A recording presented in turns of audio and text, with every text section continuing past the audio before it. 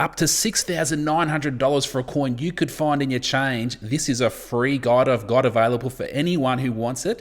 So it's got 6 coins on here of Australian coins that can be worth a lot of money to people like coin collectors, like the wavy baseline, worth up to $5,500 in really good condition, and in circulated condition, quite worn condition where you might find it, between $200 and $600 in value there. So information, pictures of what to look for, 6 different coins, one from each denomination. So 50-cent coin, dollar coin, $2 coin, 10-cent coin, 5-cent coin, free through the link in my account. So on TikTok, click on my profile picture, and then below the Australian flag, there's a little link. Click on that and you can get through to this.